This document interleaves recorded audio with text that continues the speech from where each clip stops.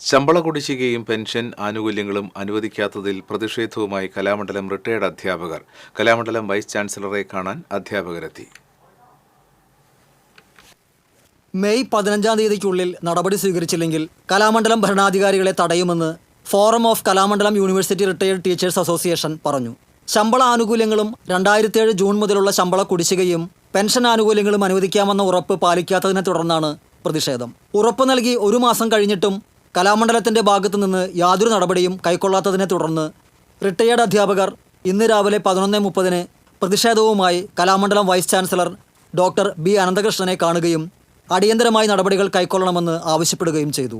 15 ദിവസത്തിനുള്ളിൽ നടപടികൾ കൈക്കൊള്ളുമെന്ന് vice chancellor ഉറപ്പ് നൽകി. 15-നുള്ളിൽ ആവശ്യങ്ങൾ നടപ്പിലാക്കിയില്ലെങ്കിൽ കലാമണ്ഡലത്തിലേക്ക് വരുന്ന ഭരണാധികാരികളെ തടയുമെന്ന് സമരസമിതി president Kalamandalam M Unnikrishnan, secretary Kalamandalam S Gopakumar എന്നിവർ പറഞ്ഞു.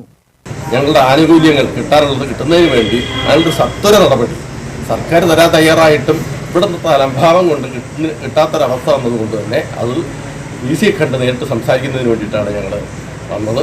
അത് 15 ദിവസത്തിനുള്ളിൽ തയ്യാറാക്കി അയച്ചോളാം എന്ന് ഉറപ്പിൻ്റെ അടിസ്ഥാനത്തിൽ ഞങ്ങളിത് ചർച്ച ചെയ്ത അടിസ്ഥാനത്തിൽ പിരിയാനുണ്ടായിരുന്നു. TCV news, Cheruthuruthy.